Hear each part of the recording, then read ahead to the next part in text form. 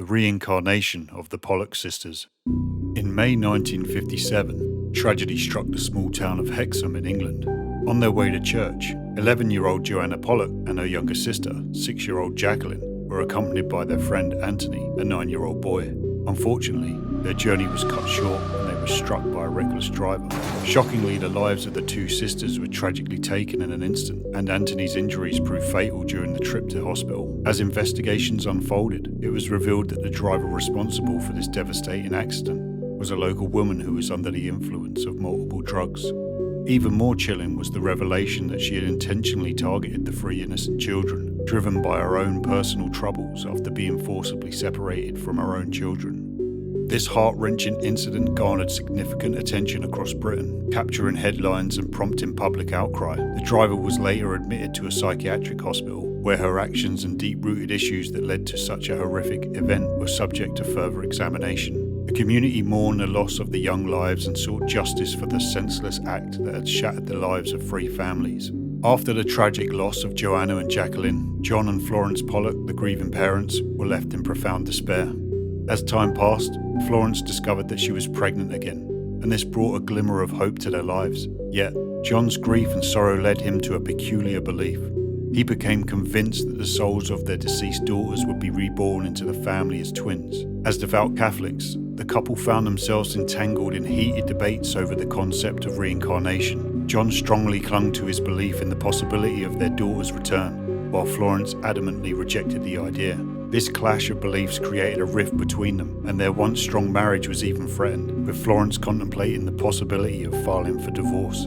The weight of grief and the contrasting beliefs tested the very foundation of their relationship, leaving them in a state of emotional turmoil. Against all odds, on October 4th, 1958, Florence defied the weight of grief and gave birth to twin girls, naming them Gillian and Jennifer. Although the twins were identical, an intriguing phenomenon emerged. They bore different birthmarks, which was highly uncommon. Jennifer had a small birthmark on her left hip, reminiscent of the birthmark Jacqueline once had, and another mark on her forehead, akin to a scar Jacqueline had in the same location. When the twins were just 3 months old, the family decided to move to Whitley Bay, situated east of Hexham. As Gillian and Jennifer grew older, an astonishing revelation unfolded.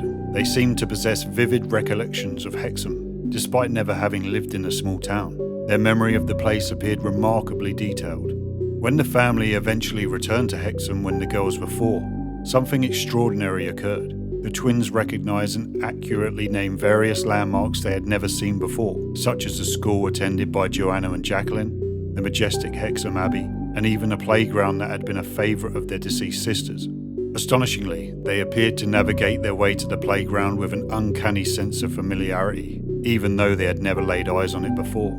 In a striking manner, the twins displayed the ability to recognize and identify their late sister's toys by name. Surprisingly, even though Florence had tucked away the toys of the deceased girls, Gillian and Jennifer began requesting specific toys, seemingly recalling them as their own. It was almost as if they had vivid memories of the toys from before. With astonishing accuracy, they referred to each toy by the names their sisters had previously given them. To everyone's surprise, the twins even divided the toys amongst themselves, just as their sisters had done. Moreover, they mentioned that these toys had been gifts from Santa Claus, which was indeed the case.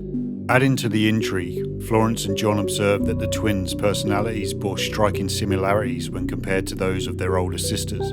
This extraordinary connection seemed to extend beyond just the physical appearance and birthmarks, hinting at something truly remarkable and inexplicable. While Joanna had a protective nature towards her younger sister, Jacqueline, Gillian exhibited a more mature demeanour compared to her twin sister, Jennifer. Much like how Joanna cared for Jacqueline, Gillian, who was born 10 minutes before Jennifer, also assumed a nurturing role for her twin. Remarkably, the parents observed that the twins shared similar preferences, enjoying the same games and food that their older siblings once cherished. During the initial years of the twins' life, Florence firmly dismissed John's notions of possible reincarnation involving their daughters. Florence's perspective shifted when she overheard the twins discussing the car accident that had claimed the lives of their older sisters. In that moment, she reconsidered her skepticism.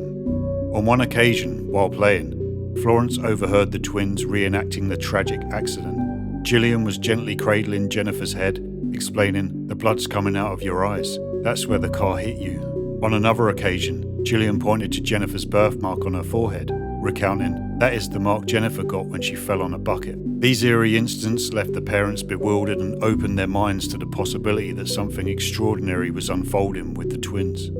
Curiously, the twin girls also displayed a fear of cars during their early years, experienced recurring nightmares about being struck by a car. Gillian and Jennifer exhibited signs of anxiety and fright whenever they were near cars. For instance, John vividly recalled an incident when a car started its engine in an alleyway, causing the girls to clutch onto each other in terror, shouting, "The car is coming to get us." As the twins reached the age of 5, their memories of supposed past lives gradually faded away, and they proceeded to lead typical lives. While the memory of the accident entirely vanished, Gillian later shared a peculiar experience. She encountered having visions of herself playing in a sandpit at a house in Wickham. Interestingly, Gillian had never visited Wickham before, yet her description perfectly matched the house and garden where Joanna had lived with her parents at the age of 4. The case of the Pollock twins has often been cited as potential evidence of reincarnation. Many have argued that their memories might have been influenced by their 4 older brothers. Although John and Florence maintain that they refrained from discussing their deceased sisters with the twins until they were older, it has been noted that the twins could have learned about their story from their siblings. The possibility of external influence has raised questions about the veracity of the twins' memories and the source of their recollections. As the years unfolded, the captivating tale of the Pollock twins left both skeptics and believers intrigued by the perplexing depths of human consciousness. The girls' remarkable ability to recall specific details of their supposed past lives, along with their shared fears and vivid memories, remain wrapped in a mysterious aura. As whispers of reincarnation echoed through time, one question lingered hauntedly in the minds of all those who delved into the story. Did the twins genuinely carry echoes of their departed sisters' souls, or was there an inexplicable bond that transcended mortal comprehension? The riddle of the Pollock twins continued to weave its spell, leaving us with an enduring enigma that defied simple explanation.